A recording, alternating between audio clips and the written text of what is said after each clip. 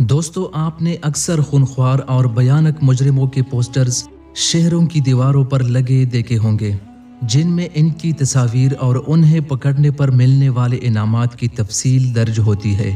کیا آپ جانتے ہیں کہ دنیا کا وہ پہلا اشتہاری اور مفرور مجرم کون تھا کہ جس کو پکڑنے کے لیے حکومت کی جانب سے اس کی تصاویر اخباروں پر چسپاں کی گئی؟ یہ انسان کوئی اور نہیں بلکہ دنیا بھر میں علم طب کا باپ کہلایا جانے والا بو علی سینا ہی تھا۔ کئی علوم میں بے مثال مہارت رکھنے والا یہ آدمی کس طرح ایک مفرور مجرم بنا اور کس نے اس کے نام کے اشتہارات دیواروں پر لگوا دیے؟ سن 980 عیسوی بخارا کے ایک قریبی گاؤں میں ابو علی الحسین ابن سینا نامی ایک بچہ پیدا ہوا۔ یہ اس کی خوش قسمتی تھی کہ اس دور میں بخارا علوم و فنون کا سب سے بڑا مرکز مانا جاتا تھا۔ دنیا بھر سے ماہر اور جید علماء یہاں حصول علم کے لیے آیا کرتے، لہٰذا 5 سال کی عمر میں اس بچے یعنی بو علی سینا کو بھی بخارا کے ایک مقامی مدرسے میں داخل کروا دیا گیا۔ اس بچے کا حافظہ اور ذہنی صلاحیتیں بہت زیادہ تیز تھی۔ صرف 10 سال کی عمر میں یہ حافظ قرآن بن گیا۔ اب اس نے بخارا کے مشہور اساتذہ سے ریاضی، علم نجوم اور علم طب کی تعلیم لینا شروع کی، اور صرف 14 سال کی عمر تک اس نے اپنے کئی اساتذہ کو بھی ان علوم میں مات دے دی۔ 14 سال کی عمر کے بعد اس کی توجہ خصوصی طور پر علم طب یعنی بایولوجی کی جانب مرکوز ہوئی، اور یہ دن رات علم طب کی کتابوں کے مطالعے، تجربات اور مشاہدات میں مصروف رہنے لگا۔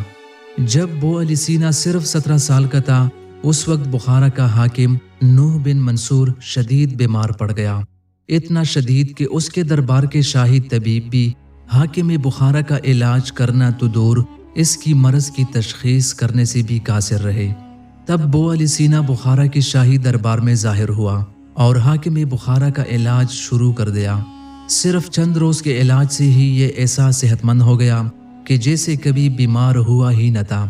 بخارا کا یہ حکمران نوح بن منصور بو علی سینا سے اتنا خوش ہوا کہ اسے نہ صرف اپنا شاہی طبیب مقرر کیا بلکہ شاہی کتب خانہ بھی اس کے حوالے کر دیا۔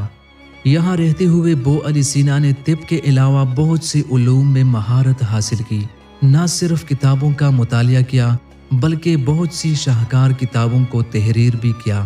دوستو، بو علی سینا کی علمی مہارت اور حاکم بخارا سے اس کے قربت کے سبب بہت سے عناصر اس سے دشمنی پر اتر آئے تھے۔ ہوا یوں کہ ایک روز بخارا کے شاہی کتب خانے میں آگ لگ گئی اور تمام کتابیں جل کر خاک ہو گئی۔ بہت سے درباریوں نے اس حادثے کی تمام ذمہ داری بو علی سینا پر عائد کی اور اس پر یہ الزام لگایا کہ بو علی سینا چونکہ کتب خانے کی تمام کتابیں پڑھ چکا ہے اور وہ نہیں چاہتا کہ اتنا علم کوئی اور بھی حاصل کر لے، لہٰذا اس نے یہ کتب خانہ ہی نظر آتش کر دیا۔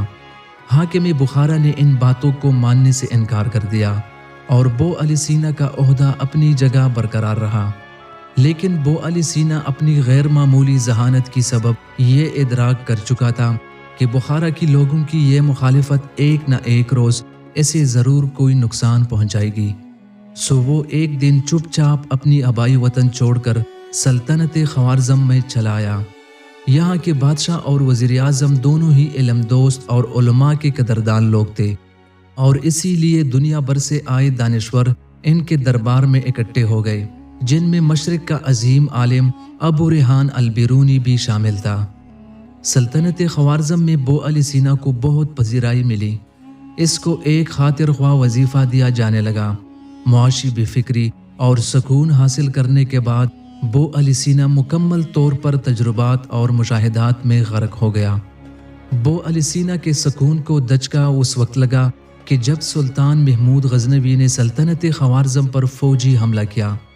خوارزم فتح کرنے کے بعد سلطان محمود غزنوی نہ صرف یہاں کا شاہی کتب خانہ اپنے ساتھ لے گیا بلکہ اس نے یہاں کے تمام علماء اور دانشوروں کو بھی یہ حکم دیا کہ وہ تمام کے تمام غزنی دربار میں حاضر ہو۔ البیرونی سمیت اکثر علماء نے محمود غزنوی کے اس حکم کو ماننے ہی میں عافیت سمجھی، جبکہ بو علی سینا نے اپنے ایک ساتھی کے ہمراہ صحرا میں راہ فرار اختیار کی۔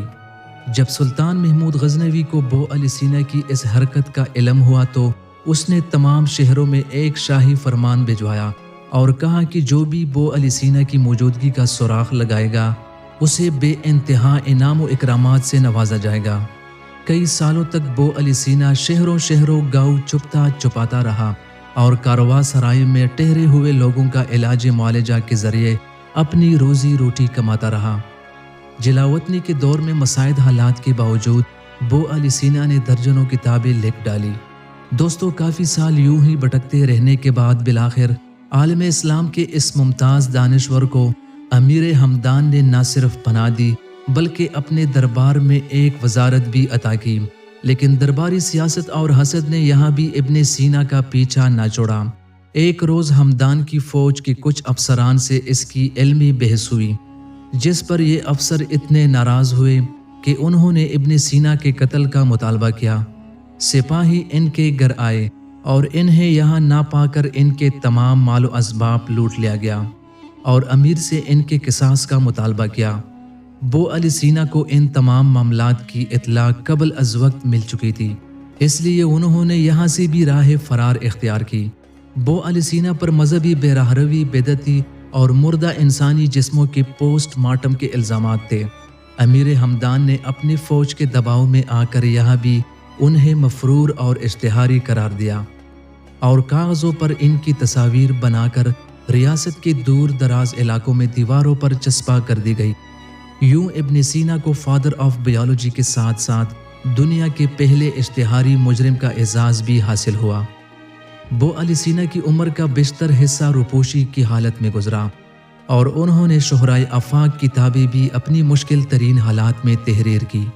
مذہبی علماء کی جانب سے نہ صرف بو علی سینا کی زندگی میں ان کی مخالفت کی گئی بلکہ آنے والی کئی صدیوں تک انہیں بدعتی کہا جاتا رہا، جبکہ حقیقت میں بو علی سینا ایک راسخ العقیدہ مسلمان اور ایک حافظ قرآن تھے۔ ان کی مشکل ترین زندگی کی وجہ ان کے خلاف ہونے والے درباری سازشیں تھیں۔ جو لوگ انہیں علم و حکمت کے میدان میں نہ ہرا سکے وہ عمر بھر ان کے خلاف سازشوں کے جال بونتے رہے۔ اس عظیم مسلمان سائنسدان کی زندگی بھلے ہی مشکلات میں گزری، لیکن موجودہ زمانے میں ان کے تصنیفات اور ان کے پیش کردہ نظریات کو مغرب سمیت دنیا بھر میں انتہائی اہمیت حاصل ہے، اور ان کی کتابیں آج بھی میڈیکل کے اسٹوڈنٹس کے لیے ایک رہنما کا درجہ رکھتی ہے۔ تو دوستو، یہ تھی کچھ مختصر سی معلومات۔ ویڈیو کو لائک، چینل کو سبسکرائب کرنا مت بھولیے اور ساتھ میں لگے بیل آئیکن کو بھی پریس کریں۔ تو ملتے ہیں کسی نئی ویڈیو میں، تب تک کے لیے اللہ حافظ۔